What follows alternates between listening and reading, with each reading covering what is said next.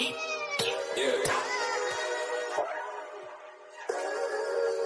We really boxing. Who wanted the battles? Let's see. Oh, we boxing? Yeah, we boxing. I need that belt like it ain't no other option. So we punching and weaving and blocking. Defeat ain't an option. Let them know. Shoot a video, put it on BVO. Let them know. Every time I punch, it's a heavy blow. BVO. Bound to hit like bricks cause it was set in stone. Let them know. I ain't getting body, but I'ma hit this flow. Yeah, way more than a show. This is BVO. This how it's finna go. I'ma throw some jabs. Make them think my punch is weaker than I hook his ass. This the ring, not the kitchen, but I'ma cook his ass. Me and him, that's the pro versus the rookie class. All my life I had to fight, but I still love it. Me and BVO got moves that you can't steal from us. And these haters be throwing shots, but I don't feel nothing. I ain't gonna lie, they alright, but we a little rougher. Step up for the title and face your rival, this ain't no little tussle. Bet I be no bird, being chicken to get your feathers ruffled. Footwork, I'm dancing around my opponent like the Cupid shuffle. Good work, bodies hit the flow, they can't move a muscle. The upside is we ain't in the streets, shooting and shooting up. Catch me in the ring, sticking, moving and suited up. I know everybody can eat, but I ain't full enough. Oh, you said it's smoking some beef? I guess I'm pulling up. Oh, we boxing? Yeah, we boxing. I need that belt like it ain't no other option. So we punching and weaving and blocking. Defeat ain't an option. Let them know. Shoot a video, put it on BVO. Let them know. Every time I punch, it's a heavy blow. BVO. Bound to hit like bricks cause it was set in stone. Let them know. I ain't getting body, but I'ma hit this flow. Yeah, way more than a show. This is BVO.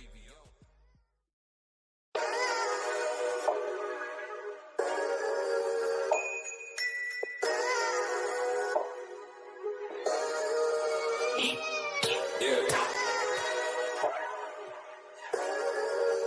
We really boxing. Who wanted the battles? Let's see. Oh, we boxing? Yeah, we boxing. I need that belt like it ain't no other option. So we punching and weaving and blocking. Defeat ain't an option. Let them know. Shoot a video, put it on BVO. Let them know. Every time I punch, it's a heavy blow. BVO. Bound to hit like bricks cause it was set in stone. Let them know. I ain't getting body, but I'ma hit this flow. Yeah, way more than a show. This is BVO. This how it's finna go. I'ma throw some jabs. Make them think my punch is weaker than I hook his ass. This the ring, not the kitchen, but Yo, what's up? It's your boy BBO Boxing coming to you live, man, and direct. My co-host is on the way. I think he had to go get his ARP card fixed together.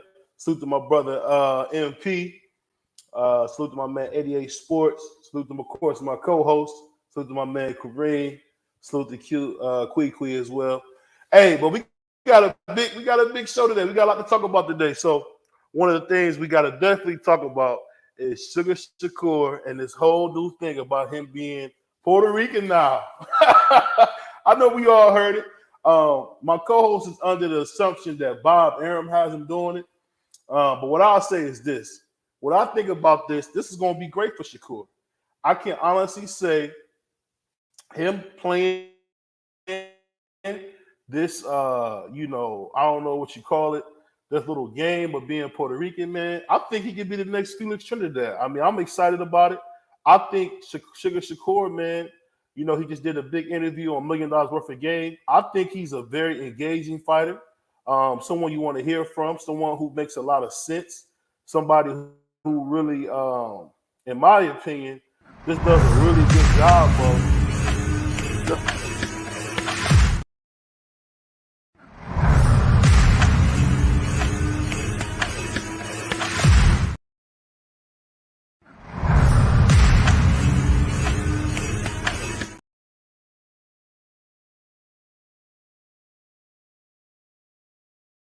I'm excited about what he's doing. I know at some point we might get the Devin Haney fight.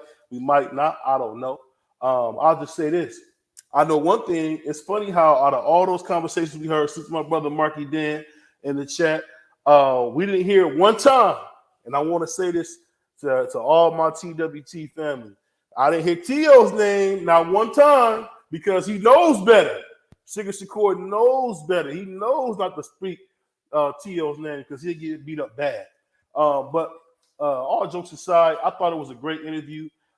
We actually got to hear something. Salute to my brother 88. We actually got to hear this guy tell us about his future plans, what he desires to do, what could be possible for him going forward. I think it's great. I mean, you got a guy at 135 pounds who really, moved up 3 weight divisions, looking to be a 3 weight division champion. I think he's going to be great. Unfortunately, he's probably one of the most ducked men. I've never seen people duck a guy like this. I mean, they really running from this kid. I don't know. You got Esau Cruz, a coward. You got Jermaine Ortiz, he's a coward. I mean, it's now you got Los Santos, and I think Los Santos could upset the undercard. Los Santos, I mean, you got two really skilled Spanish fighters, him and Sugar Shakur going at it. I think it'd be great. I really just want to see some big fights, man. That's the main thing for me. I want to see some big fights. I want to see the best fight the best. And unfortunately, in boxing, that's kind of just been the norm where we get a lot of good talking points, good interviews, but we're not getting the best fights. And I'm telling you, going forward, I'm hoping that we can get more of those great fights because that's what really matters. It don't matter what we say as fans. What really matters is what happens in the ring. And if we want to see the best fight the best, man, we got to demand it. And we got to say that's what we want to see. The funny thing about Shakur is I think he's a terrific talent. I think that he's one of the most talented guys in boxing. I think there's not many guys that's better than him. I think that he really could possibly be, a resurgence. He can lead to a resurgence because we haven't had a guy like him since Felix Trinidad, who was one of my favorites, who was with the great Don King. I'm dropping the link in the chat early. Hold on, my brother D Freeze here. Free, what's up, brother? What's going on? How you doing? We talking about your favorite Spanish fighter, man, Sugar Shakur, man. Man, I saw the daggone interview with $1 million worth of game. I got questions with Shakur, man. I got some questions. What did you take from that interview? What was the biggest thing you took out of that interview, man? I kind of was a little disappointed by how he was talking. The biggest thing that I took out of that interview is what he said the split was between him and Frank Martin. Mm-hmm. He said he offered Frank. He said he offered Frank Martin 25%, but I'm kind of look at it a little sideways because that was the same offer you got from Devin Haney. You turned it down, and now you calling Frank Martin bitch because he turned it down. You can't call the kettle black, motherfucker. Hey, I think you know something funny. I don't know if you heard about this, but we all know how Shakur is telling everybody he's Puerto Rican now. The thing that got me about that whole thing was when I seen it's an interview out there. I'm not gonna mention the platform's name.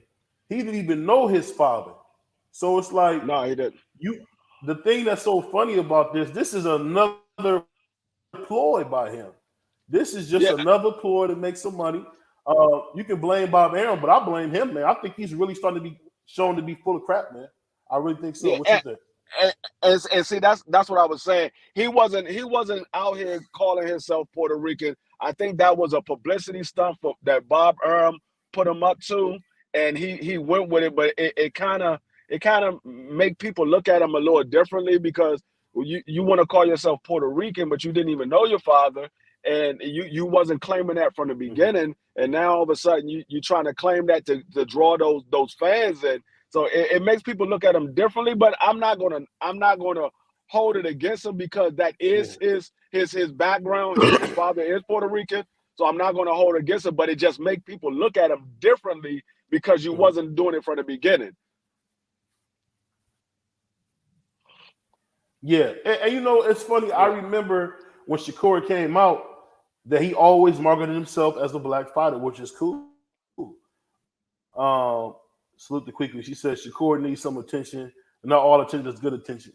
You said it all. You said a mouthful right there, girl. That's the absolute truth. You can't always expect to get attention for the wrong things.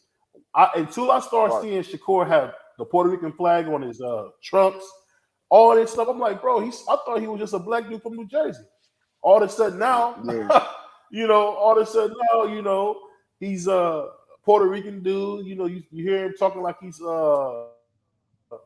Felix Trinidad. I mean, at the end of the day, man, it's a ploy.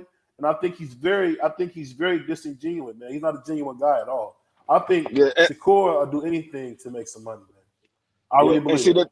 the thing is, when we talk about this contract that he had with Frank Martin, shout out to my man BFTB, because he put the rules up there, and the rules stated Right. that 10% of the purse is put to the side, and when you're fighting for a vacant belt, the remaining 90% is split 50%.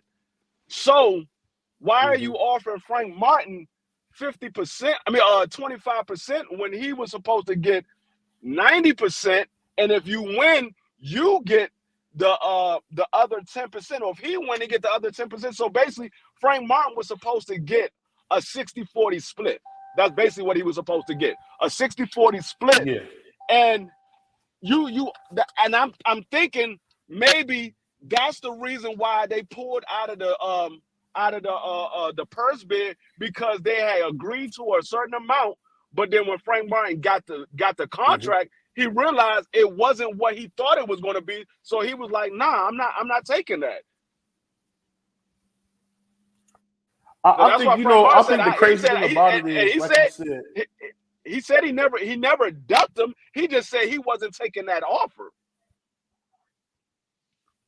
yeah. I mean, it's just funny, man. It's just that you know what it is. Shakur is just like Jay Prince and them other crooks down in Houston, man. He just a snake, man, and that's what snakes do. And at the end of the day, my grandmother said it best, man. If it quacks like a duck, it walks like a duck, it's a duck. At the end of the day, man, he's a sneaky dude. He's very shiesty, man. And he shows you, because he called Devin everything but a child of God for giving him that kind of offer. But when he gives that kind of offer, Frank's a B. He told Devin, "Hey, don't let me catch you in the street. I'm gonna do this and that to you." And it's like, I'll tell you what, man. That kid that was crying the Olympics, that's not the Shakur. That's not the real. And for everybody that's watching that might not know, when you are set for a purse bid, they give you a date for a purse bid, and y'all go into purse bid, and then y'all come to agreement, y'all pulled out of the purse bid, or y'all cancel the purse bid, y'all pull to agreement. Y'all pull to agreement. You can't once you see the offer that they gave you, and it's not what you agreed to, you can't go back to a purse bid. The purse bid is no longer there. It's either you take the fight or you don't take the fight. So for anybody to say, "Oh well, he could have just went back to a purse bid," you can't go back to a purse bid once y'all agreed and y'all canceled the purse bid. You can't go back to a purse bid. I mean, I just think, salute to my brother Willie, man, old school. I just think it's just crazy. And I'm gonna tell you why I say snake, quickly, because if you look at how Jay Prince moves, that whole takeoff situation, that shouldn't have happened. And you gotta blame the so-called king of the city for that happening. And I'll say, that whole stuff, and we all know about that. The fact is, no matter what, man, people gotta remember Shakur was actually questioned in that case. He actually was bought into on that case. So he's really, I think he's really starting to turn into a light-skinned Trevor Burbick, man. I think he's a real slimy dude, man. I mean, I think it's because, maybe because people like him. He looks like a likable guy, pause. But I don't know. I can just say that whole interview, he kind of showed his hand. He's a real life shark, man. Like he's not out here to make the fight the best. He's out here to rob and steal. I'm not gonna go that far and say he's a slimy dude, but he's looking like he's heading down that road, because you having a lot of stuff starting to come out, like you going behind people's back doing different things, and you recording people without their knowledge, and you changing contracts and stuff like that behind people's back. You starting to go down that road. I'm not gonna give him that title yet, but he's going down that road, and in a while. Hey, like I said, I'm not. No, I'm not going. I'm not going. Like I said, I ain't saying he's not going to be. If he continue doing what he's doing, I'm not saying he's not going to be. I'm just saying I'm not going to give him that jacket just yet. But he's going down that road where he very well could be considered a slimy dude, somebody you don't want to do a business with.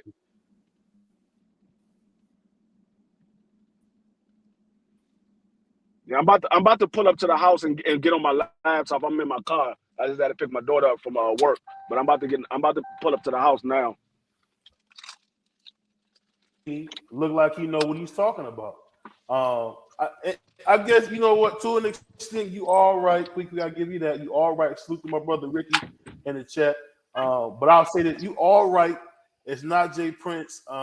He has been solid, but you know one thing that people don't understand: one bad moment can ruin 30 years of a great name. It really is. You know, to have a good name is better than silver or gold.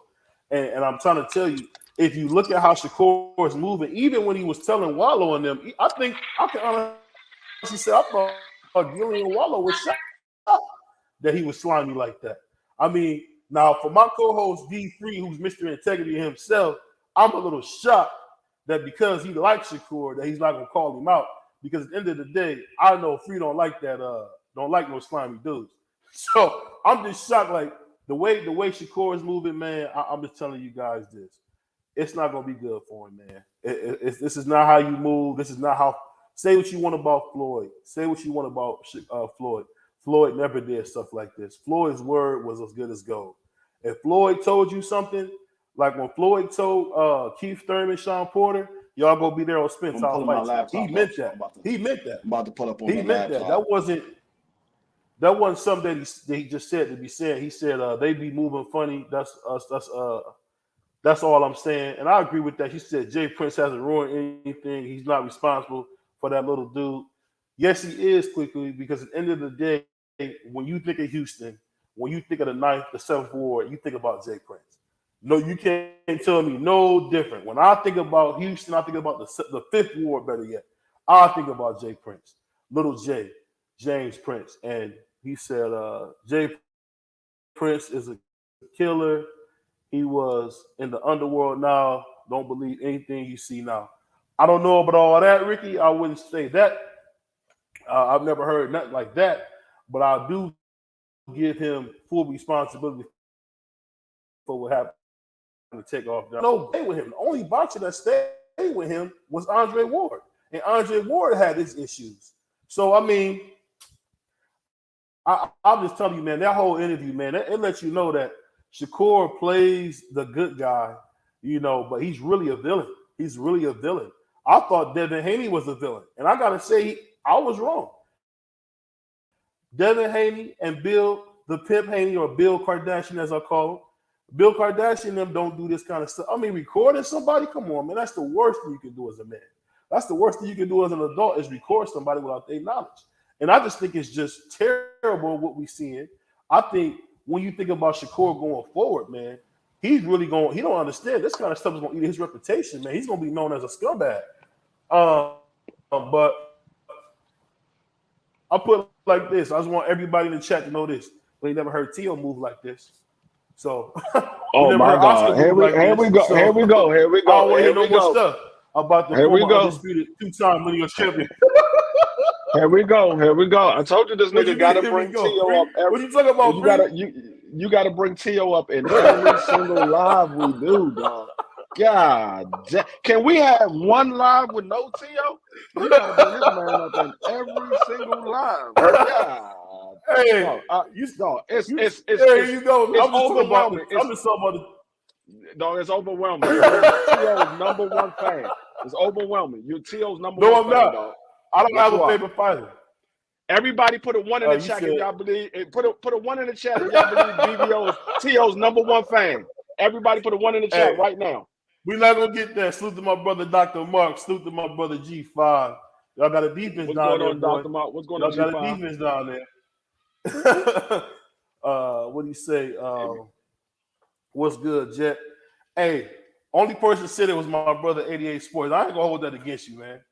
I don't believe that. And I know Quickly didn't mean to press that many ones. Lucy, you ain't mean to do that. I know you ain't mean to do that. But I'm gonna tell you this, man. What Free won't tell you is that this dude is a snake. But if it was T.O. moving like this, oh, y'all know Free would have a fit. When Devin was moving like this, Free had a fit. So I love how Free, man, He one of them brothers, man. I never said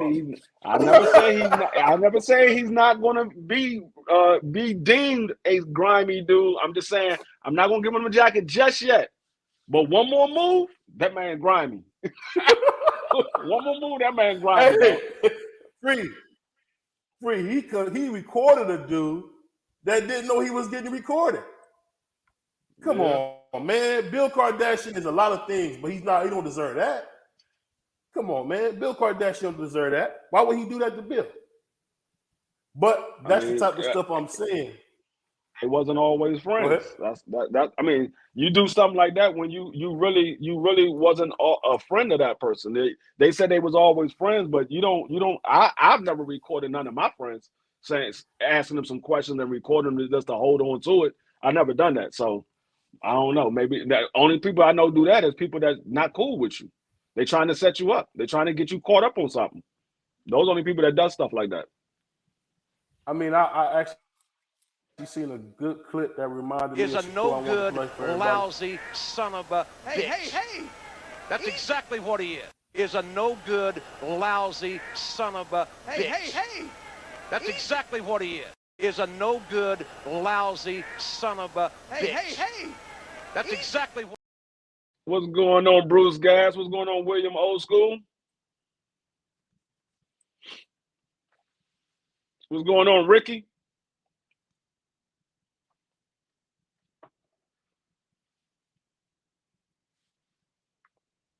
You on mute, BBO.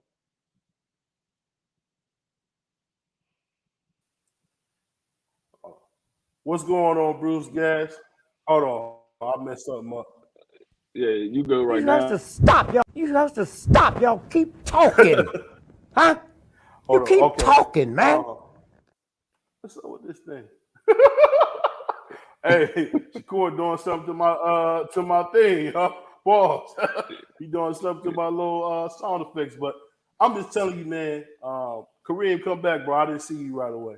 I'll say this, man. It's just funny, and this is what I be talking about when it comes to my brother D3. If it's somebody he like, he's not gonna keep it real. He's a politician. Shakur Stevenson is somebody that he's championed for.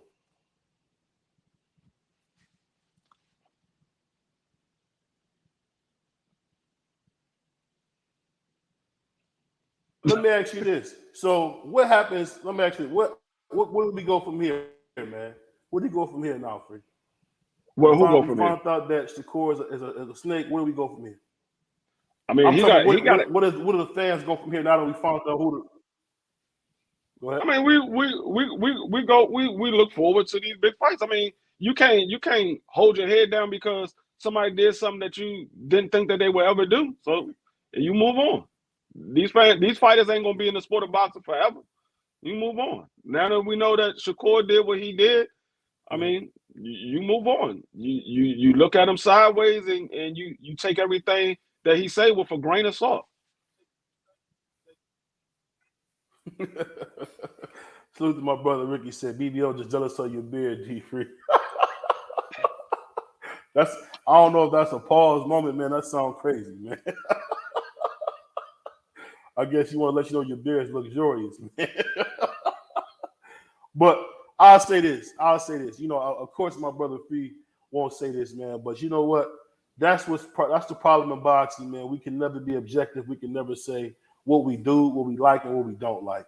But that aside, man, we got a big fight coming up. We got Regis Prograis going against Devin, the American Dream Haney. How you see that fight playing out, man? I don't know. I think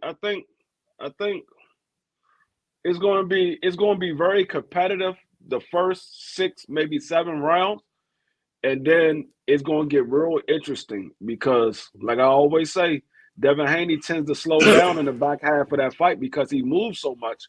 He tends to slow down in the back half of that fight, and so when he slows down, it gives Regis more of an opportunity to catch him with a big shot.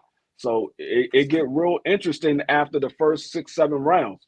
I don't know. I believe Devin Haney has the tools to beat Regis Prograis, but I also believe Regis Prograis has the power to put Devin Haney on his ass for the first time.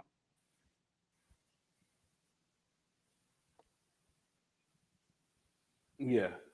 I think what you're saying is very true. I think with Devin Haney, I think what we're gonna see this time is probably a stronger Devin Haney. I think he's gonna be more hydrated because I think he runs around about 150, so he'll be able to make that weight comfortably, hopefully at 140. I just think I think he's gonna really put on a show. We all know that this was an absolute cherry pick by Devin Haney, but what else can we expect? We talking about Devin Haney and Bill Kardashian. Um, they're not going to take the best fights because they didn't mention Tio or Matias or even Ryan Garcia. I mean, because we're not dealing with guys who are upstanding brothers, man. They're not going to get the best. They're not going to fight the best. So we get that part. But I'll say this: I think I got Devin. What are you laughing about, man? So they didn't mention Tio. They didn't mention Tio. They actually did mention Tio. But Tio said he retired. They actually did mention Tio. Mateo said he retired. Oh, here we go. I'm just saying what Tio said. Tio said he retired. They did mention that they was going to try to go for Tio after the Loma fight. They said they was trying to go for Tio, but Tio immediately retired after the Josh Taylor fight. There's always a reason why Tio ain't taking this fight with Devin Haney. Yeah, after beating, the reigning defending undisputed champion at 140. I mean, he decided to take a break, rightfully so. He had just beat Sandor Martin, who had just beat 40-division champion. Hold up. Josh Taylor was not reigning undisputed champion. He was a former undisputed champion. He dropped all the belts except for the WBO. He was a former undisputed champion. He wasn't reigning. Well, you see, D-Free, he tried to put some extra mustard on, and now all of a sudden he won the undisputed champion at 140. Now, okay. I said he was a former. I said he wasn't reigning. He was former. he is a former undisputed champion. He's not reigning. He wasn't reigning undisputed champion. He dropped the belts. That's what happened. Like Devin Haney Devin Haney is no longer the Devin Haney is no longer the undisputed champion at 135 because they put him in recess. He's no longer the undisputed champion at 135. If he goes back down there and he fight for that belt and get it back, then he will be undisputed again. But right now he's a champion in recess, so he's no longer the undisputed champion at 135. It is what it is. Once you lose one of those belts, you're no longer the undisputed champion. Yeah, I get what you said. Salute to my brother DP Rocker, man. I'll put the link in the chat, man. Because I would love to ask DP Rocker a couple questions, man. Because my brother Free, man, he's not going to be objective, man. That's just how Free moves, man. But I'll say this. I think it's pretty cool. I don't know if you guys heard the story about Manny Pacquiao is going to go compete in the 2024 Olympics. You think about that, almost a 50-year-old man competing in the Olympics. You think that's smart? Or what do you think, Free? He's going to compete for what? He's going to do what? Box? He want to compete. Yeah, he want to box for a gold medal. Yeah, he wants to box for a gold medal. No, first of all, for one, he's entirely too old to be boxing in the Olympics. The man is damn near 47 years old. He's too old to be boxing in the Olympics. For two, if he does get a chance to fight in the Olympics, nigga, you are motherfucking what? A 20-year vet fighting a bunch of amateurs. If you don't get to go, nigga, you sorry as hell. You rough, Free. Now you see when it came to Manny Pacquiao, former 8th Division World Champion. You saw he went crazy on him, but when it comes to Sugar Shakur, that shit right there is just ridiculous. You got to. That shit is just ridiculous. No, that shit is just ridiculous, dog. No, you can't argue for Manny at no point in that statement. There's no argument for Manny in that statement. That shit is just ridiculous. This man, 46, 47 years old, fighting in the goddamn Olympics. That's like motherfucker Floyd Mayweather said, you know what? Floyd said, you know what? I'm going to go back to the Olympics because I ain't get my gold. They cheat me out of my gold. Let me go back and get my gold. Floyd would get crucified for going back to the Olympics. Free. Where was all that? We were just talking about Shakur being a grimy dog. I said Shakur is going down that road as being a grimy dude. So he do one more thing, yeah, I'm gonna have to deem it as a grimy dude. I didn't take up for Shakur. I didn't take up for him at all. Hey, the man that stole my TV won't come back with my car, but Free said he do one more thing. Nigga stole my TV. He'll do one more thing, then I'm gonna cut him. See, he didn't do nothing to me, because if he did that to me, yeah, that nigga grimy ass dude. Now in Frank Martin's mind, he probably is grimy. I said, as a fan looking at it, I said, okay, you got one more time to do some shit like that. I got to deem that man grimy. I mean, but he ain't do that shit to me. He did it to me, of course. That nigga grimy all day. Nigga, you took 50 cents from me. You grimy all day. Hey, salute to my brother Ricky. Well, my man Josh said, man, he's trying to kill one of these kids, man. Well, I don't know about that. I think it's just something he want to do, man. He's bored at home. I don't know if y'all seen his exhibitions. He beat a doctor to a pulp. So, I mean, he's not like Floyd. He don't know what he's doing. He don't know how to turn it off. He's going in there full throttle pause and, beating people up. But another thing I wanted to talk to you about, man, Mike Coppinger just announced that the Saudi deal for Deontay the Bronx Bomber Wilder and two-time unified champion Anthony Joshua is canceled. You think about that fight? Is that kind of sad, or are you cool with that? I mean, it's business back as usual.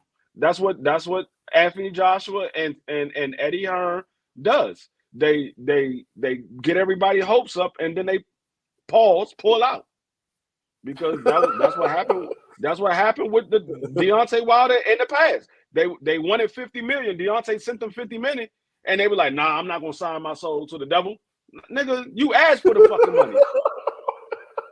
He gave you the fucking money. Salute to my brother Mark Nash.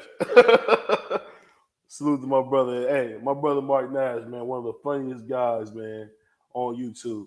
But I gotta say this, man, it just sucks because Deontay Wilder keep getting the short end of the stick on this, man.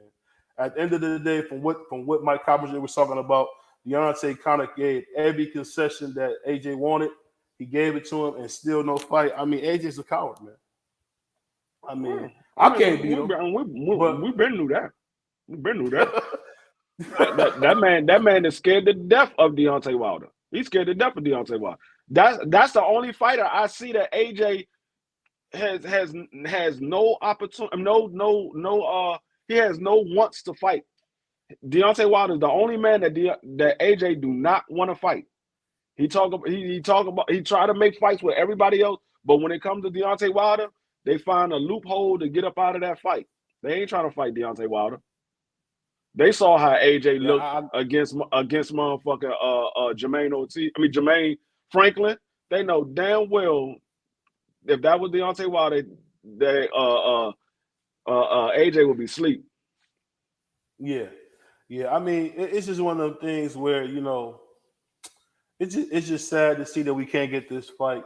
And when you see a guy like Anthony Joshua scared to death like this, it's just sad, man. He said AJ in the back of his mind, like, I don't know. He said F Eddie Hearn and AJ. Salute to my brother Teach. He said, "What do you mean funny? Like, I mean, you laugh at Mark Nash." I mean, what do you mean? Did I miss something? You say, "What you mean funny? Like you laugh at my show?" Oh, I don't know. I guess I'm confused. But no, I'm just saying Mark Nash is funny, man. I think he's funny, man. Like he one of the most Mark Nash, like guys. nigga, I don't be up there cracking jokes, there, man. I'm serious.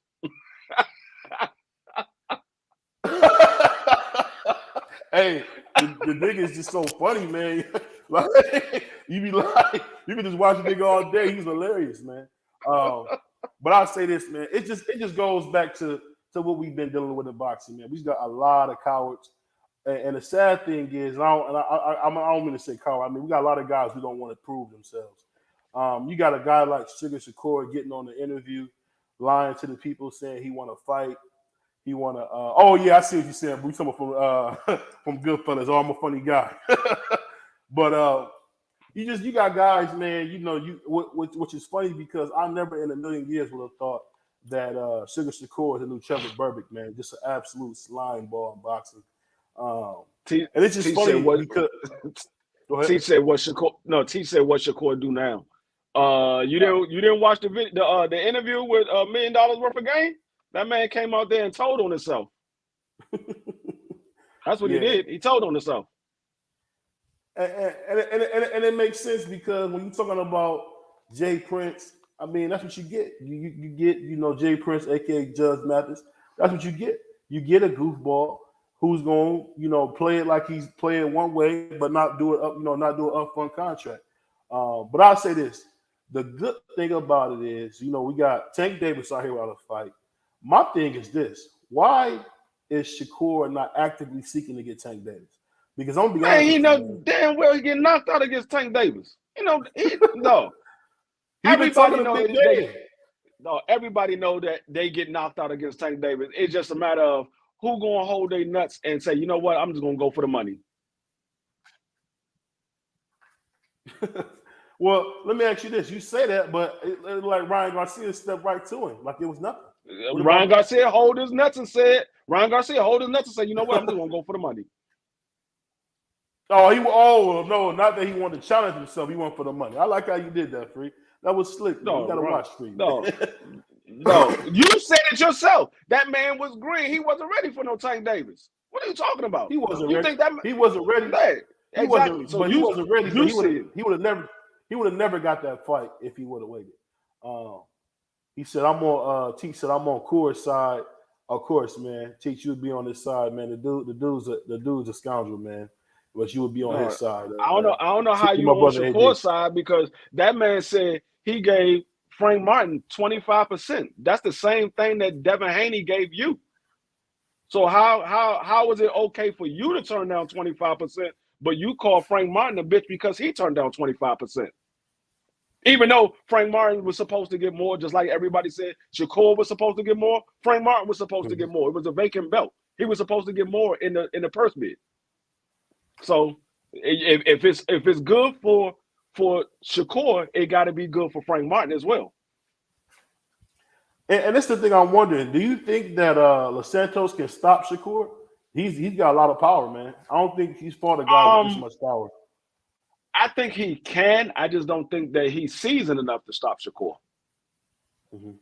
I don't think he's seasoned enough. He has the power to be able to stop Shakur, but I don't think he will ever get the opportunity to stop Shakur.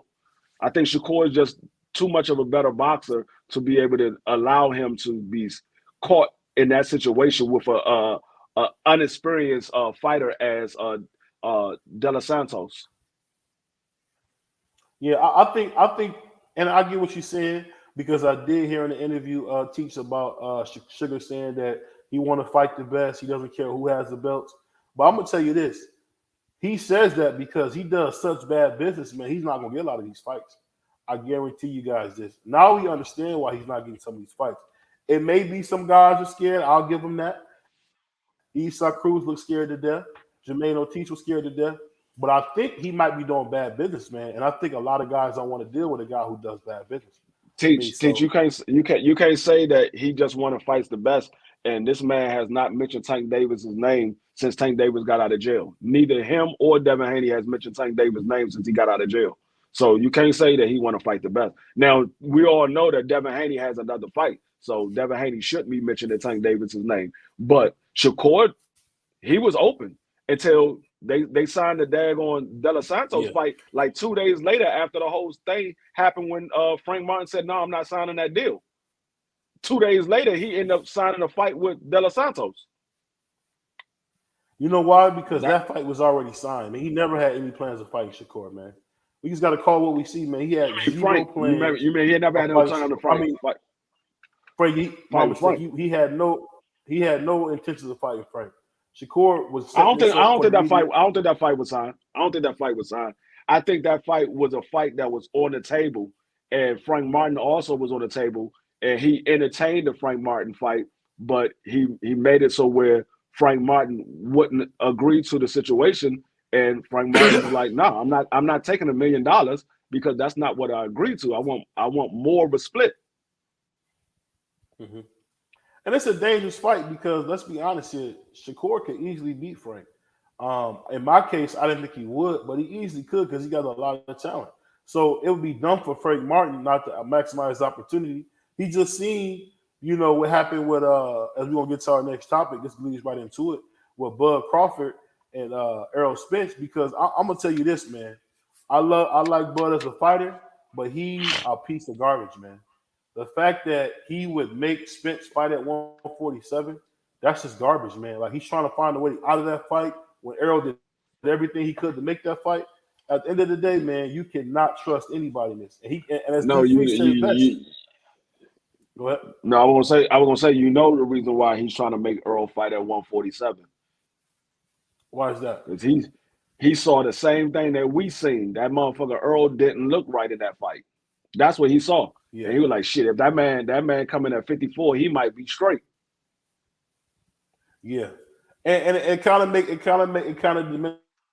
diminishes the win as well, because it's like, come on, man, why would you now not want to fight? Why would you now not want to make the fight? Because you wanted to cut on 147. The man can't make 147, but and you said at the post press conference, and he said at the post press conference, yeah, I'll fight him at 154 because it was hard for me to make 47 as well. And people got to remember, Bud is the only one that missed weight that night. Bud had to go away for 2 hours because he was not 147. He was not 147. And I'm telling you, man, he's a little bit too big for the weight class. And basically what he's trying to do is shrink Errol down. And Errol's not going to take that fight. It's just, it's a sneaky tactic. And it just goes to show when you're talking about Bud Crawford, you're talking about Sugar Shakur, these guys are snakes. These guys are the lowest of the low, man. And that's what you get. And I'm gonna be honest with you. But I want to do EJ has a leg to stand on, because EJ has a rematch clause. I don't think that it's a rematch that has to be at 47. I think it could be at any weight. And if EJ said I want it at 54, I think Bud has to take it at 54. I don't know the ins and outs, but from what I've seen online, it looks like the winner of the fight decides the weight class. So no matter how we slice it, I think unfortunately Errol just got shafted in this one, because he should have never gave up his A side, man. He said, "Hey, pull up, Mark. I'll drop the link, man." He never should have gave up his A side. And when you do something like that, that's what you get, man. But we'll see, man. This is one of them things where I just can't believe a guy like Bud would do that, man. Because I know the winner gets to pick the weight, rightfully so. But come on, man. EJ did everything to give you that fight. He didn't have to give you that fight. Pull up Mark Nash. I dropped the link in the chat for you, my brother. He said Bud picks the weight. He said, I think it was the contract winner choose the weight. I think that's what it was, but I'm not for sure, but that's just what I've seen online. I don't know. I don't know the terms of the contract. That's why I said I didn't get a chance to ask anybody I know in around the situation, but I'll just say it. That's why I asked, does he have a leg to stand on? Because I don't know all of the terms of the contract. I was just wondering because he has a rematch clause. So I was like, do he have a leg to stand on? Because I don't know. Yeah, it's just crazy, man, when you don't see him make that fight, man. Mark, what's going on, brother? What's going on, Mark? What's up? Y'all niggas up here crying and shit? Nah, ain't nobody crying. Here you go. not a teardrop out of my eye. Not a teardrop out of my eye last time I checked. Okay, I was just checking. Niggas told me click the link. I pulled up just because all call. I mean, what you want to know? All call outs mandatory. You called me out, I pulled up. What's up? So I know you know more about this contract. So Bud gets to pick the weight, correct? That's as much as I know, man. I'm not privy to the details other than the loser, Errol Spence Jr., has to activate that rematch within 30 days, and the loser, Errol Spence Jr., has a year to get that fight within the same year, and the winner And the winner, pound for pound king, number one fighter in the world, Terrence Bud Crawford, gets to decide the weight. Errol Spence knew that when he went into those contract negotiations. I don't know why everybody is so shocked. This is business. Errol negotiated for this. It was a long negotiation on both sides. All terms were agreed to on both sides. Why are we so mad? Why is somebody a snake for exercising a contract and sticking to the contract? I don't see the snake there. I didn't call that man a snake. Well, at the end of the I was talking to being day, very what I'm obvious saying. boxing. Here we go. Hey, all I'll tell you is this, man. That's a snake move, man. You can't tell me in a press conference after, even before, I think it's before the fight. Like, I can go to 150, 154. I was No. already going up He anyway. didn't say And that then till you after. don't want to. He said that after But the I was fight, after when he but said that. yeah, that was Okay. afterwards. But a lot of things changed over the course of the next few weeks for pound king, number one fighter in the world, Terrence Bud Crawford. Um, he went on a media tour, and I believe he started believing in himself a little bit more. He was asked a lot about fighting Saul Canelo Alvarez, and from there, I think he really started buying into the hype and believing in himself even more. I think Canelo is buying into it. Canelo hasn't ruled it all the way out. He said, "You never know." And boxing, Charlo is talking about fighting Terrence. So they actually asking those two guys in every interview about fighting Terrence Crawford. So I think the writing is on the wall. That's what's next for boxing. That's the next big fight. Everybody knows it. Even the people who want to see Errol fight this guy again don't think he's gonna win this fight. They know he's gonna get his ass kicked. It's not the weight, it's the skills, it's the coaching, it's the fundamentals, it's the speed, it's the timing, inside game, outside game, range, distance, counterpuncher, how you want it. You know what I'm saying? Like this guy just Yeah. on a different level from Errol Spence Jr. And why I'm just surprised that so many boxing fans want to see a guy who just got all his shit taken in front of God and country fight a rematch again with nothing on the line. This is just a money grab. Like, why do y'all want to see Errol Spence fight again for nothing? But other than Texas Come on. pride. That's all he got on the line is Come on. Texas pride. Steers and queers, Come homie. on. Come on, Mark. You know for a fact, man, that when you lose, man, you get a rematch call if you're a champion, man. You deserve an opportunity to win your belt back. If anything, All right, you deserve a chance right. to Well, win. that's what Terrence Crawford offered, a chance to win your belts back, because you don't get your belts back at 154. You see how that worked right there? You get Yeah, your I belts give back you at that. I give you 147, that. I give you not that. I can't. 154. I give you that. 154 is But just a money fight. Errol Spence need to find him another cow to milk to get his next payday. He the big fish, right? Well, go fishing, nigga. But this well is dry. We don't pull them to the bank. We stripped them. We gutted them. We ripped them fins off. Send his ass back to Texas looking like dolphin meat, fish food, sleeping with the guppies. Pound for pound king, number one boxer in the world, Terrence Bud Crawford, will not capitulate. He will not acquiesce. He will not bend the knee to a loser and a one-eyed drunk like Errol Spence Jr. Got his ass whooped. Now what's next? No, I'm gonna say this, man. Now, Mark, you're my older brother, and I love you, man. But what you're saying is crazy, bro. People lose fights because you just go back in history, man. People lose fights and they can come back. He obviously could come back and do something. I think this is a bad matchup. People don't want to believe me. I think Errol's next fight should be against either Tim Tszyu or Brian Castano, because fighting a guy like Bud, no, that's not gonna make no sense, man. Because even Jamel is talking But about it's the fighting David biggest money fight Benavidez. for the kid, though. But you know what I'm saying, BVO? Yeah. This the biggest money fight for Errol Spence. And other than Canelo and Charlo, that's probably the biggest money fight for Terrence Crawford too. Now, I don't like that Steven Soko Nelson went public with that. That's something that you guys could have kept in house. You know what I'm saying? If people out there running with false stories, false Yeah. narratives, let them run Yeah. with it. You'll spend your whole day chasing a lie around, because a lie don't care who tell it. So you don't have to chase those rumors down and try to say for the people spreading false narrative. Man, let the rumors be the rumors. Keep your in-house business Yeah. in-house, because once you're out there, you give everybody an opportunity to have an opinion on your personal and professional business. Go ahead. Well, let me ask you one last thing, man. I know you're a busy brother. I know you be up late. So, what do you think about Shakur and this whole thing? I feel like he kind of exposed his hand, man. He seemed like a real grimy dude, man.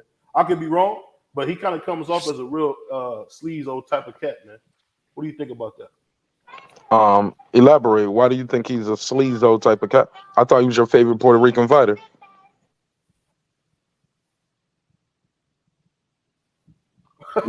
He is my favorite Puerto Rican fighter, but that's kind of a tongue-in-cheek thing. I more or less say that because I think it's funny how he led, but all of a sudden he's Puerto Rican. He said that in a bunch of interviews. I just don't understand. It's like nothing about him is genuine, man. He says, "Oh, I don't think I deserve 25%. I deserve more." But he gives that same deal to Frank Martin. So it's like at some point, man, are you gonna be honest and tell us the truth, or are you just gonna be a slime ball, man? Why is he doing this kind of stuff, man? Okay, Put on that I little fake respond. smile, you know. I respond to that. Go ahead. That 25%, according to Shakur, and keep in mind this is according to him. That 25% he offered Frank Martin was $1 million, which is 4 times the amount he ever made. On the flip side of the coin, him getting 25% from Devin was not 4 times the amount he ever made. According But to him, this is his story. Now, what I don't like, and I'm fair, because I got love for both of these fighters, and all of these fighters really, except Errol Spence. I'm joking. But I will say this. I don't like the fact when it came to Devin, he didn't say the exact number. He just said, hey, look, it's less than what I made for my last 3 fights. When it came to Frank Martin, he said how much he offered Frank Martin, and he said, hey, look, it's 4 times as much. So 25% isn't always equivalent. I got 25 offered, he got offered 25, but my 25% offered to that person, I might say, if I'm Shakur, like, hey, look, it's more money in the pot. My management telling me this fight is worth more than this. So we're going to activate the mandatory, make the WBC do their job, and we're going to push this to a purse bid where I think we can get more money. And then from there, Devin activated his mandatory for 140. Shakur had nothing to do with that. but In this situation, Devin got up and left the table, not Shakur. And in the Frank Martin situation, Frank Martin got up and left the table. Tank Davis never came to the table. Lomachenko never came to the table. You get what I'm saying? Like, it's a lot of guys not trying to fight this guy for some reason. But my whole thing is when it came to Frank Martin, 25% wasn't the split. It was supposed to be 60-40. It was supposed to be 60-40. So you offering him According to who? According to the WBC. With a vacant belt on the line, the it's 10% put to the side, and then the remaining 90%, they split it 50%, which means the winner gets the remaining 10% that was put to the side, so it's supposed to be 60-40. And where'd you get that from? Where'd you get that from? I could pull it up for you. It's the rules. I can pull it up for you. Okay. I was just asking where you got that from. That's actually in the WBC rule book. Okay. Yeah, I can pull it up for you if you want to see it. Oh, I'll do my own due diligence. I won't put you through that right now, but I'll take your word for it. Man, pull up for him, man. Put a case But for him, man. So the problem is, so you're saying basically Shakur Stevenson didn't want to give him 40%. He wanted to give him 25%. How was he able to even offer that to him? Why the WBC didn't step in on this? The WBC, because they were supposed to go to a purse bid, but they had agreed, and that's what Frank Martin said. I never pulled out of the fight. I just didn't agree to what the contract that you sent me, because they had an agreement, and you only pull from the purse bid when both sides agree. So his understanding was he was getting a bigger split. But when they sent him the $1 million, he was like, no, I'm not taking that. But isn't that on? But D, ain't that on his management and that agreed to that amount? No, they didn't agree to that amount. They didn't. That's why he said, so basically Shakur bait and switch. So basically they're saying Shakur bait and switch. You told us one number, and then we said okay, and then you sent us over a contract with less than what we agreed to. Right. Oh, that's why Devin. That's why Frank Martin, when they was tweeting back and forth, Frank Martin said, I didn't duck anything. I just said I'm not signing that contract. I didn't. And he also said I didn't ask for 50-50 neither. Right. He never asked for 50-50. He just asking for his 40%. Correct. Okay. All right. Well, shit, that's new news for me right there. I was not privy to that information. And when given new information, you have to take a step back and reconsider everything. And if Yeah, what you're I saying mean, is true, um, how do we come to a resolution to find out who's telling the truth in that? Shakur with the 25, and they agreed to that, or Frank Martin with no, I didn't agree to nothing other than 40%. Then y'all sent me something to say 25%, because somebody got this in writing somewhere. Somebody got this in an email or a fax or a text. yeah. I don't know if they're gonna expose Shakur Stevenson, but I mean we'll see in the future. We'll see what happens. Only He time will tell. must. He must be free. He must to redeem himself, because he's right here for the most part out here in the court of public opinion. They killing Frank Martin, bro, and I don't Yeah, like it. I I, I don't I like agree. it. I agree with you. I agree with you. I agree with you. And the Yeah, reason why I have a problem with that too is because of the optics. Frank Martin wasn't even the first choice. He wasn't the second choice. Technically, he the third, or he's like the third or fourth choice, because everybody wanted to fight Tank first. So Tank didn't right. send out no offer, but Tank the A side. So Tank got to send the offer. He didn't say, "Hey, let me come over there and fight you," or "You come over here." Then Devin did not fight him. Then you got Loma. Then you got Pitbull Cruz. Technically, Frank Martin's like the fifth option, bro. Yeah, he like the You fifth get what I'm option saying? because he But went. He nobody else. But where all them videos at where about Tank Davis, Loma, Pitbull Cruz? Where's the content creators throwing them under the bus? It's well, like well, Frank Martin well. is an easy target. Shakur didn't. He never said he wanted to fight Tank Davis right now because according to Shakur in the interview that he did, he said Tank Davis is like the Super Bowl. That's later down the line. He said me and Devin. I heard him say that last night in that interview. He want to fight Tank Davis. He I've said heard him that been. now, but he already got a fight signed up. He said that Yeah. now, but before But then he wasn't saying I Tank thought Davis before nothing. I thought before he said he want to fight Tank, and he was like, but Tank got to be the one. I thought he always been consistent with that. Tank Well, is the one that got to make the offer. I'm trying to remember who was the interviewer that did it, but it was an interview when they was talking about when they was going through the whole Devin Haney and Shakur Stevenson before Devin had signed the fight with Regis when Shakur was trying to get the WBC to give him a bigger split or whatever. They did an interview and they asked him about Tank Davis, and he was like, "Well, Tank Davis is like the Super Bowl it's like me and Tank Davis will be like the Super Bowl. That's later down the line. But me and Devin Haney, we was always gearing towards each other." He said, but Tank Davis, that's like the Super Bowl. If me and Tank Davis get in the ring, it's like the Super Bowl. So he basically looked at Tank Davis as the ultimate fight, but everybody else was building up to the Tank Davis fight. That's how he looked at Okay. it. Now I did hear him say once in the interview also, D, he was like, it was something he had said talking about how he'll beat Tank. And I remember Tank was like, "Oh man, this dude be disrespecting me." He was like, "Yo, talking about we cool, he be coming to my fights, ain't want to take a picture, but he out here telling people he can beat me or he want to beat me." So I thought it was already out there that, and I thought it was common knowledge to Tank Davis, because during that same interview, he said, "After these next two niggas gonna see what's up." And I was like, "Hold up, you got to fight right now. Then you gonna fight Ryan Garcia. You saying after the next two niggas?" Now this was in 2022. I said that's like I'm saying in 2024, people gonna see what's up. But you can't say that because people like, hold up, why we gotta wait 2 years? But that's what he says when he says after these next two niggas gonna see what's up. That was to do in January, and then Ryan Garcia. Right. It was Hector So Garcia and then Ryan Garcia.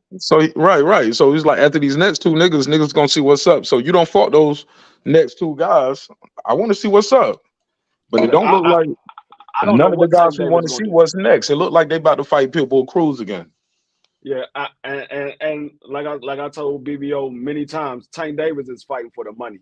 He's not fighting for the belts. He told that us a long time ago. He cared less about those belts. He wanted whoever's giving him the biggest purse. And regardless of how we look at it, we know that we prefer to see him fight Shakur or Devin or even Frank Martin. But Pitbull Cruz is going to give him the biggest purse because of the Mexican fan base. That's going to give him the biggest purse because a lot of those Mexican fans that's gravitating to Pitbull now, they believe that Pitbull beat Tank Davis in that first fight. About this is, I think the whole funny thing about it when it comes to like the whole Tank Davis thing is that he's the A side, man. He's not gonna do the work. At the end of the day, they got to come to him. He's showing you, like Free keeps saying, he all about the money, man. He's not about legacy. He can care less if you have a legacy. But at the same token, I understand he the A side, and they like, well, they want him to send a.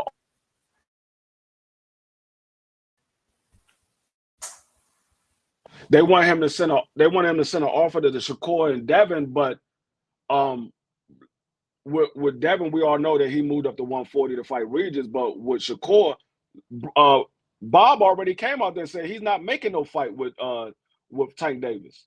He didn't already said he's not making a fight with Tank Davis. So I understand what we want, but if the promoter of that fighter is not trying to make a fight with you, what's the point of sending him a offer if they're not trying to make the fight anyway? Well, you don't know until you try. Shit, we all thought that with Ryan Garcia that would never happen. Like they on the wrong side of the street. So Tank has opened itself up to fighting people across the street. So there's no more. Well, they on the other side of the street. So Tank ain't gonna fight him. You fought Ryan from the zone. Why you can't fight one of these top ranked dudes? I mean, I don't think that's the case with Tank Davis. I don't think fighting across the street is an issue with Tank Davis. I'm just looking at the fact that the promoter came out and openly said he's not making a fight with Tank Davis. That's what I'm looking at. So maybe Steven Espinoza and Al Heyman like, well, shit, he already came out and said they're not making a fight. There's no need for us even wasting our time. When was that? Things change in boxing day to day, week to week, month to month. Yeah. I mean, I agree with you. I prefer to see the Shakur Stevenson fight. But like I said, when it comes to Tank Davis, he's fighting for the money. And like I said, the Pitbull Cruz, at this moment, the Pitbull Cruz is the bigger fight. It's the more money. It's more money involved. Because like I said, the Mexican I disagree. I disagree because Pitbull Cruz never headlined an event. It doesn't matter if Pitbull headline an event. I'm talking about as far as money-wise. The Mexican fan base gravitates to Pitbull. And a lot of those Mexicans believe that Pitbull had won that fight against Tank Davis when they fought the first time. So they're going to buy this. They're going to buy the fight to see if Pitbull Cruz can prove the fight. Why they haven't rallied behind him enough to make him a main event superstar? He's still a co-main at best. Why haven't they got behind him enough? And the market and the people who are in the suits that do this for a living see, hey, this guy has a lot of traction. He should be the main event. He's not translated that well. You talking about the promotional company? I don't know. I'm talking about the promotional company, the people who do the marketing, the smart people behind the scene that look at the analytics and look at how much this guy's name is trending and tracking. Why is he not a main event yet? I mean, whether they believe he's a main event or not, and that has nothing to do with the money that the Mexicans gonna put into that fight with Tank Davis. That has nothing to do with it. We know that Tank Davis is a pay-per-view star. He headline pay-per-views. All his fights since he. Oh yeah, I think anybody's gonna do good with Tank. But when you said the Mexican fan base is behind Pitbull Cruz, how much are they behind him if he's not even a main event at the you can't even put him in Carson, California right now. Can he do 6,000? Can you put 6,000 in a room? Because Charlo and Castaño was for undisputed, and they couldn't even pack out Carson, California. It's not as easy as people think. But my point is, it's not easy as people think to put asses in seats, and a hard ticket sale is it's a hard ticket sale, man. Some people just are hard ticket sales, man. Now, when you say put asses in seats, now is a difference in putting asses in seats and actually buying it on pay-per-view. Now the Mexican fan base might not put their asses in the seat, but the motherfuckers will buy the pay-per-view. Okay. Now, we know Tank Davis is going to bring his fans to the stadium. We'll see. Historically, though, those Mexicans go to the fights, and they usually come out in droves. No, I'm just saying that's one of the reasons why I'm saying that fight with Tank Davis and Pitbull is a bigger fight than Tank versus Shakur, as far as money wise, not legacy or who the fans want to see. Far as money wise, is a bigger fight because of the Mexican fan base. Because the two biggest fan base in boxing is Mexicans and blacks.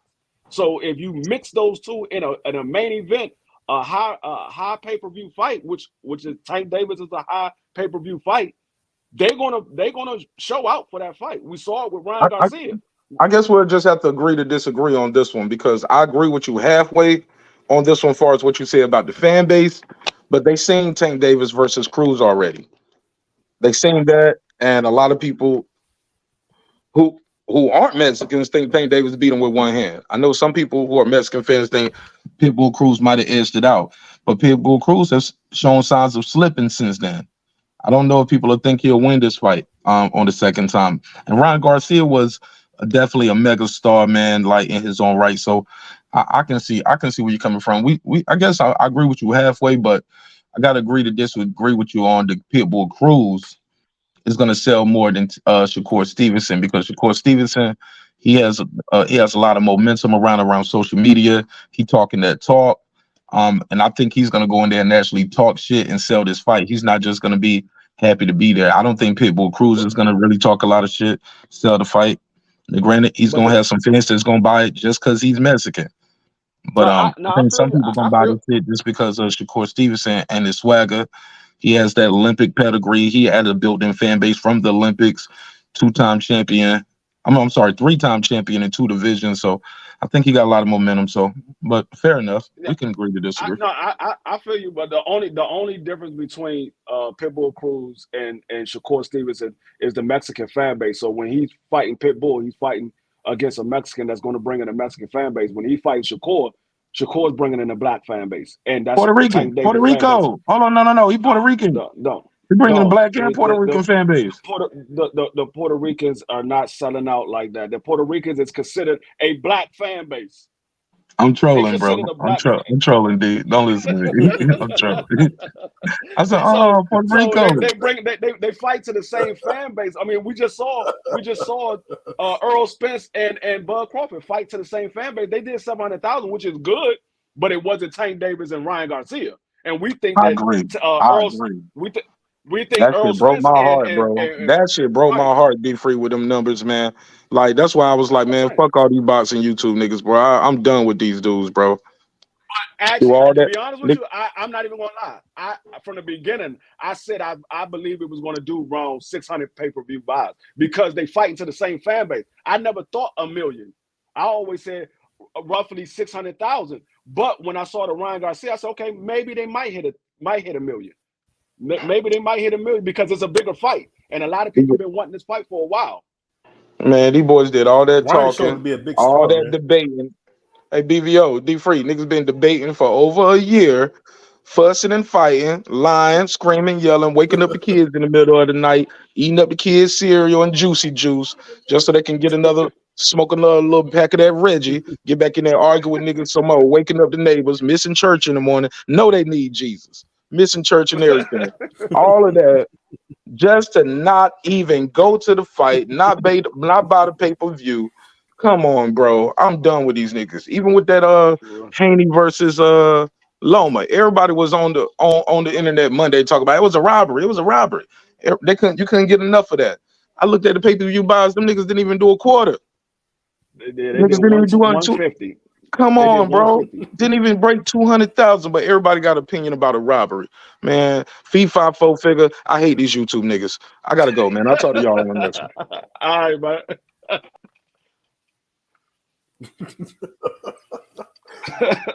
you know, it's funny you say that, man, because really, a lot of cats just don't support the sport, man. And what he's saying is true, man. They don't support the sport, and that's what we get. I mean, we get a lot of Monday night quarterbacks who really don't know nothing about boxing, man. You know, and they just really, man, they just be talking. What it boils down to early on, it was going to do what 700,000. The thing is, when it comes to us, sadly to say, we've always find the cheap way out. If we can find a way to steal it or get it for free, that's what we're gonna do. The other races, they go out and spend their money. They're like, oh, it's on TV. Okay, I'm gonna buy it. Oh, it's over at that store. I'm gonna go buy. We try to figure out what's the next hookup, and it's sadly to say, but that's how we look. We look to find the next hookup. If niggas like, oh, hey, dog, I got the motherfucking fire stick. You come over here and watch it. Niggas going, all right, fuck it, I was going to buy it, but since you got the fire stick, I'm going to go over your house and watch it for free. So, I mean, it's sad, but that's how niggas do. Hey, man, you gotta buy them tickets. I mean, don't get me wrong. When I paid $8 to see Tyson Fury fight Dillian White, I thought it was worth every dollar, man. No, I didn't. You gotta pay to play, play, man. And it's just this is kind of how it goes, man. I didn't pay for that. Oh, you didn't want to see that? I paid for that fight. No, I saw it the first time. Why would I want to see it again? Fight. Man, you really I saw the replay. No, I know what Dillian White is. Dillian White. I know what Dillian White is. I saw it. I know what Dillian White is. I know what he is. That man is a sucker for an uppercut. You hit him with an uppercut, he goes to sleep. I know what he is. I'm not paying to see that. I knew Tyson Fury was going to beat the snot out of Dillian White. I mean, salute to my brother Doug right side, man, the invisible man. Also, my brother Tommy from the dirty Bronx, man. Salute to my brother Tommy. What's going on, Thomas? What's going on, Dub? What's going on, Maki Dan? I thought I smelled some double season, and I see my brother Tommy pop up. That nigga say Deshaun Watson pick six first play. Yeah, he gonna get that coach fired, man. He keep playing like this. But you know, I want us to get on here, man, talk about that. But I'll tell you what, man, it's not a lot going on in boxing. We got Richard Hitchens going against Zepeda. Who got winning that fight, man? I got. It's hard to say. Like I said before, Richardson Hitchens, he has the tools. I don't know if he's going to be able to put it together on that night because this is the first time he's going to be in a main event and in front of the big lights. And like I said before, it's a different story than fighting as an undercard or fighting as a co-main and sparring in the gym. Is a different story when all those eyes and the bright lights is on you. You got to be able to perform at that moment. I mean, fighting in the undercard, okay, yeah, you got a few people in there. They starting to come in. They ain't fully packed out the house yet, so you ain't got a lot of eyes on you. You fighting a co-main, okay, yeah, it's kind of packed, but it ain't fully packed, and they ain't there to see you mainly. They there to see the main event. So I don't know. I believe he has the tools to do it. Can he put it together and beat him that night? I don't know, because one thing I can say is, regardless of how Zepeda looked in the last fight, Zepeda is a seasoned fighter. Richardson Hitchens is not a seasoned fighter just yet. So this is going to be by far his biggest test since he's been a pro.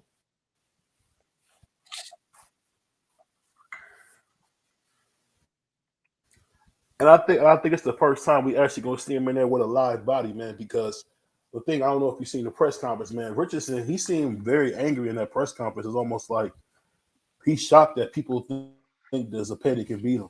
I think he shouldn't take Zepeda so lightly, man. Zepeda can fight, man. I don't know who told him different. Zepeda can fight. So yeah. I don't know. I just hope he don't go on there and make a mistake, man, and get beat up or get caught with something stupid, man. He said, oh, how about them Cowboys? Hey, man, we ain't talking about them sorry Cowboys, man. Y'all got a good defense, man. That's about it. That's about it, man. Y'all not going nowhere. As Stephen A. Smith say, just wait. Y'all gonna find something to do. Dak Prescott gonna get a ball away or forget how to use the clock, or you know how he do. But I tell you this though, man, I'm just excited about getting to see Richard Hitchens get in there with a live dog, man, because I've been hearing so much about him. Flew to my brother Jaja, but I want to see him do something, man. I'm tired of hearing about what he can. Like I said, I believe he has the skills to do it. I don't know if he could put it all together that night because it plays mind tricks on you when you in the main event. Like punches seem that much faster. His punches seems that much harder. It plays mind tricks on you when you're in the main event. So it's like a top level college football player going to the pros. He's the best player in college, but he gets to the pros, everything is just that much faster and that much quicker. The game hasn't slowed down for him yet. He got to get his feet wet first. So I don't know if he can do it because this is his first main event. I'm a pull for him, but I don't know if he's going to do it.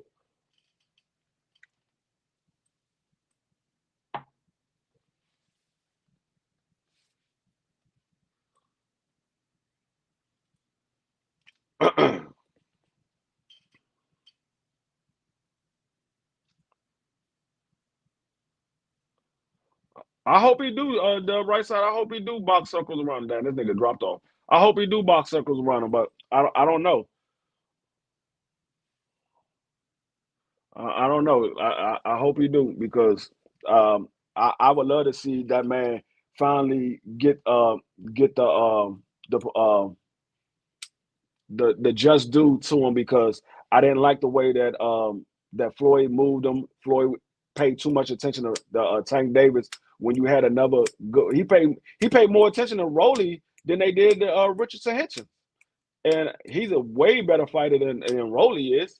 So I hope he do box circles around Zepeda because like I said I'll be pulling for him. He said Zepeda be hitting for real. Yeah, he do. Zepeda can punch. He definitely can punch.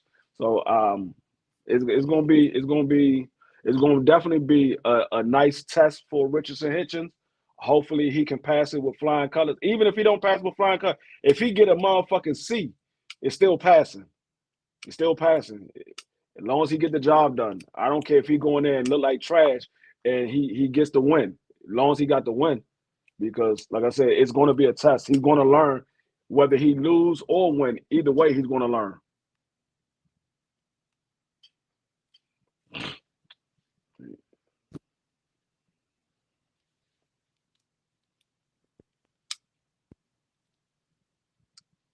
I don't see him losing, bro. You see him losing?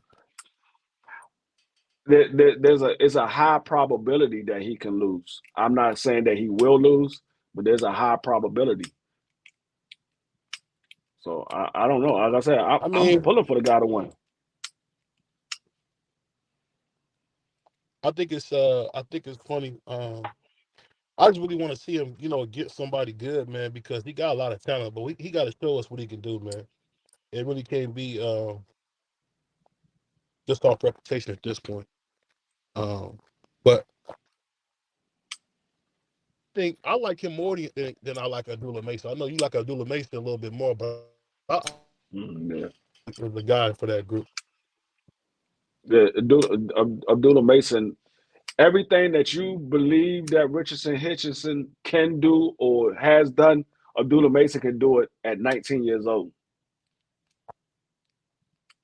Oh, you said it because of his age. That makes sense, man. Okay. I mean, that man is only 19 years old, and he's still learning, and he's far longer. I mean, pause. He's far past the rest of the prospects right now. He's far past the rest of those prospects at the age that he is. He's 19 years old. Most of these prospects are in their 20s outside of Xander just turned 21.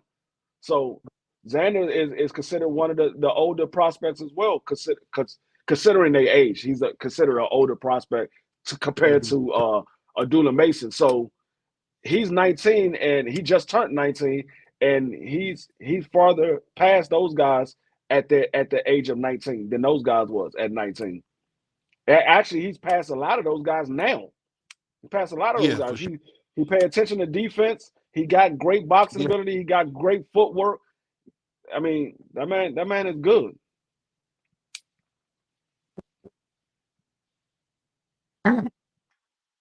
I just think long term, man. I just think Richardson Henderson, man, can really do what you saying is very true because he's starting. Abdullah Mason starting on a lot younger, and I think that that worry me about Richardson is his power, man. He does not have hardly any power, man. And that's going to be to his detriment as he moves up and down in weight, I think he I don't see that got working out power. for him in his favor. I think he got power. I think he pays attention to defense so much that he doesn't sit down on his punches when he's throwing his power shot because he's worried about getting back on defense. I don't know if something happened in sparring where he might have got caught or something like that. So now he pay a lot more attention to defense. But I think he got power. I just think he doesn't sit down on his punches when he's throwing a power shot. From what I've heard, man, I guess they got some hard hitters in East New York, man. So I think that's why defense is a big deal out there. Because from what Jaja says, a lot of those guys, it's a nice box.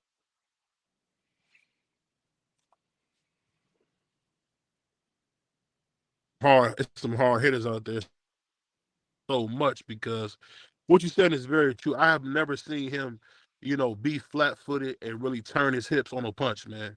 He seems to kind of do a lot of like that, almost like a tap jab, or a tap punch. Like he's trying to like out punch you, very amateurish. I don't like that style a little bit. Yeah. I hate that he kind of does that sometimes. And he can't do that with Zepeda. He can't do that because Zepeda gonna walk through those. Oh yeah, he can't do that with Zepeda. He gonna walk through those. Yeah, Zepeda not gonna be playing that game, man. He said we definitely going to we definitely gonna see if he got what it takes to make it at 140. I think he can fight for sure. Abdullah Mason can fight. He a bad young man. I think so too. I just think with Abdullah Mason, man, from what like free and the sky's the limit. Can even be like another Teofimo Lopez, man. Become a lineal champion, man. He really got an opportunity to do something like that. I think he could be good. Dog. T.O. is not in this dog. The name of the headline of the show was about Shakur Stevenson. We talking about Richardson Hitchens, and where the hell T.O. come in at?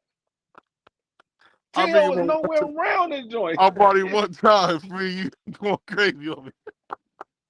He is nowhere around this joint. T.O. not even in the country right now. T.O. is somewhere else, chilling. Man, keep bringing T.O. up. Hey, but that's a free dude, man. He like to try to he's funny, man. I can't beat him at that game.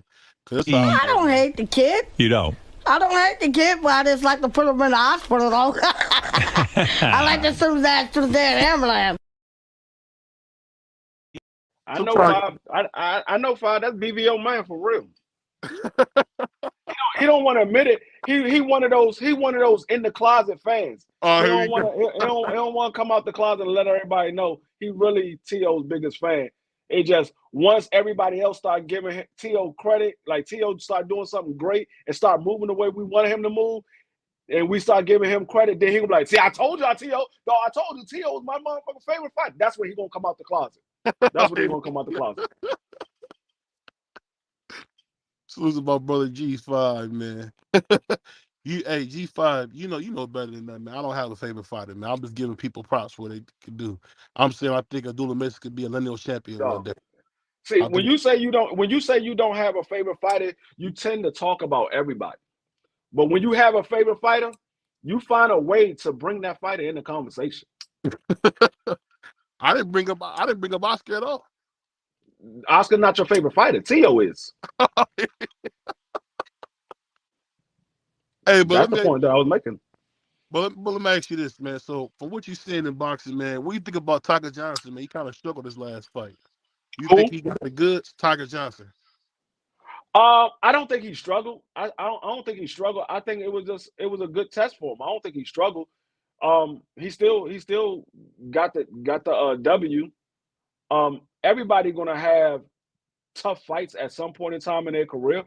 I don't know anybody that went through the sport of boxing and didn't have no tough fights. Everybody's gonna have some tough fights. You're gonna have some bumps and bruises along the way of becoming where you want to be at in this sport of boxing. So I don't think he looked bad. I just believe that the fighter that he was in there with was just game. I don't think he looked bad. You could be right. I thought he would dominate the guy a little bit better than that. That's all. I mean, we all think that because you didn't know who the fighter was or you didn't know much about that fighter, so you knew more about Tiger Johnson. You just figured Tiger Johnson was going to dominate. The same way people thought that motherfucking Keyshawn Davis was going to knock out his last opponent. I mean, the opponent before last. They thought he was going to knock him out, and he didn't knock him out. The same guy that Andy fought. Neither one of them knocked him out because that guy don't get knocked out. You just have fighters like that just don't get knocked out. You can look good against them, but you can't get them out of there. It just you have those type of fights. So we always make that mistake. You like, okay, I thought he was going to look better because you thought that the guy that he was in there with was trash because you didn't know nothing about him or you didn't know much about him. So you just thought he was trash and that the fighter was going to walk through him. No, it's not like that. They get paid to fight too. They're not coming in there just to take an ass whooping. Some of them do, but most of them don't come in there just to take an ass whooping. They come in there to fight too. They try to win as well. What more of it's more of a better win for them if they go in there and they beat the prospect coming up. Yeah, that's a good point. That's a good point. Because when they do beat the prospect, I can't think of it. I think it was John Coffey. I can't. It was a heavyweight that had won a couple fights he wasn't supposed to win, and he was ended up getting some career high paydays because of it. So really, the cool thing about boxing, man, you can really like change your life, man, with the right. Yeah, I give you a perfect example. The fighter that beat Lomachenko in his second fight, that man ain't never been talked about until he beat Lomachenko. He still get talked about. He was the first person to beat Lomachenko. They still talk about him. And that man hasn't done nothing since he beat Lomachenko. But he beat Lomachenko, so they talk about him. He had.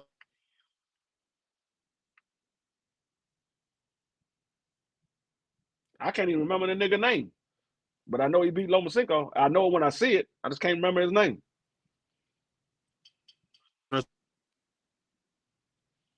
Oh, yeah, Orlando Salvador. It was that Mexican dude, Salvador. Orlando Salvador. Yeah, Orlando Salvador. Yeah, that's him. I can't think of his last name, but he wasn't very good. He fought some championship fights, but he was always like hitting people in the nuts and stuff. Orlando Salido, that's what it is. Orlando Salido. Salido, yeah, that's Salido. I said Salvador. Salido. Orlando Salido. Yeah. Yeah, he was always a cheating dog, man. But as I'm saying, people wasn't talking about him until he beat Lomachenko. Then everybody was talking about him. Oh, he beat Lomachenko. Yeah, beat Lomachenko like he stole something. Yeah, I don't think Lomachenko got a beating like that since then. Even the fight that he had with Devin Haney, he didn't get beat like he got beat in that fight. Yeah, he definitely can fight, man. I just think, you know what's funny about Loma, man? I think Loma losing some of those big fights, man, it's gonna really hurt him in the end because he really needed that Devin Haney fight, man. I hate that it's Eric. I'm gonna tell you what the problem with Lomachenko is the same problem that Yo-Yo's Gamboa had, is the same problem that what's the other fighter? Jojo Diaz is having. Those are small fighters moving to the biggest weight class that they can possibly move to, and those guys' paws is just too big for them. They're too big for them. So when you fight against the top level of that weight class, which is the biggest weight class you can ever fight at, a lot of those fighters are going to be, especially if they just as skilled as you, they're going to be too much for you to handle because they're bigger fighters. That's the problem that Loma having. Those guys are just bigger fighters and they just as skilled as he is. Yeah, I just think it's funny because with Lomachenko, like you said, 135, like you said, it's the biggest weight class he can get in, Paul. And I just think that he just kind of shown you know, got the wrong mind because for some reason in his biggest fights, like he could have beat Teal, he could have beat Devin if he would have kept the foot on the gas in the 12th round. I don't know who told him not to fight hard in the championship rounds. I don't understand. And this is like two fights. I don't know neither. Yeah, I think he would have beat. I think he would have beat Devin. I think they would have gave him the nod if he would have fought in the 12th round. If he'd have fought in the 12th round, I think they would have gave him the nod. You could tell that Bob Arum was mad that they couldn't give it to him. They couldn't give it to him because Devin Haney, and let's be honest. I mean, Tio did great, but towards the middle of that fight, he started getting his head whooped. Loma was really beating him to death. And then to come Yeah, to he 12, was. he opened up. He started to open because one thing about Tio, he like that little head get cut easy. So he was really beating Tio like a drum. And then the 12th round, like he always do, he took off and he lost. You can honestly say the Tio and the Devin fight were the exact same fight, and because of Loma's arrogance, he lost both of his biggest fights. I mean, because when he fought Gary Russell Jr., he was on Gary Russell hard. He respected Gary, and he didn't play. He didn't play around. You can look at that fight. I don't care who watched that fight. He was on Gary. He knew what kind of guy Gary was. I don't know why he didn't take Tio or Devin with that same respect. If Tio would be that same fighter that fought Gary Russell at 126, I don't think there's many guys on the planet that could have beat him. What you think, man?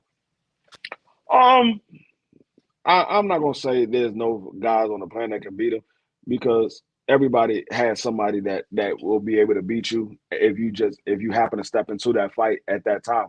I just think I just think that Loma has the skills to beat a lot of those guys. I think it might be because he's getting older and he that old man is starting to creep up on him because he's been fighting for a long time. Now he ain't been fighting for a long time in the pros. It's because he spent so much time in the amateurs, but he's been fighting for a long time. So after a while, those young legs become old legs, and that young stamina becomes old stamina.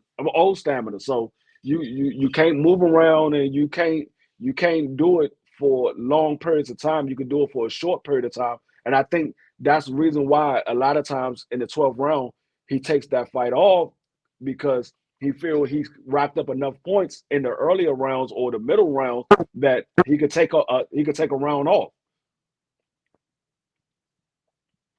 Yeah.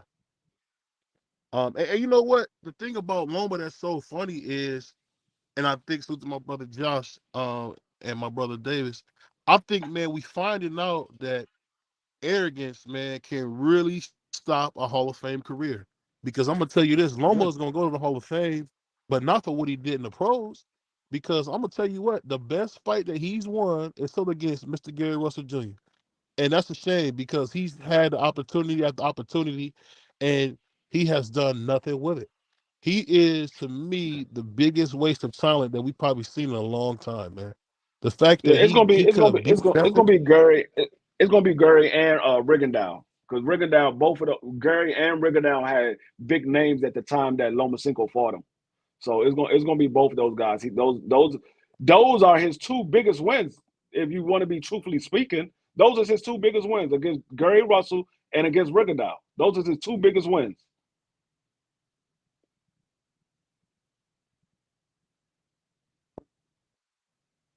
but it's funny. It's funny when we say that because when he went into the Gary Russell fight, it was I just it's funny that Lomachenko I seen in that fight. I haven't seen at 135 yet. I'll be honest with you. I have not seen that Lomachenko at 135 yet. I don't know what was going on with him. I think the weight class might be a little bit too big for him, Paul. I think that's just what it is. I don't think he's a Yeah, natural 125-pound guy, and I think he's having yeah. a hard time staying up there with those And guys. I think that's the main reason why he hasn't called out Tank Davis at 135. He called out Tank Davis when Tank Davis at 126. He hasn't called out Tank Davis at 135. He don't want to see Tank Davis at 135. You having problems with T.O. and Devin Haney and those guys. You don't want to see Tank Davis at 135. No. That's Yeah, somebody that will seriously put you in retirement.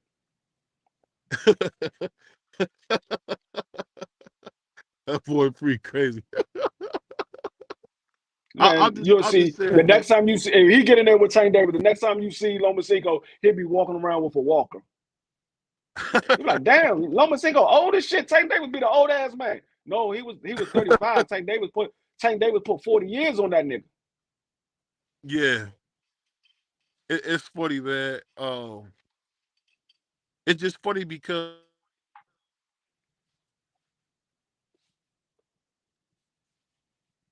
that's just what it is, Shree. The weight class is just way too big for him, man. That's just what he's dealing with. And no matter what we say, he just is not big enough to be at 135, man. We keep seeing that over and over again. I mean, he cried like a newborn in the back, but he had that fight won. Let me ask you a question. Now I know we were talking about Shakur Stevenson earlier. I want to swing it back around on Shakur Stevenson. Do you think Shakur Stevenson will get a big fight at 135? No, I don't.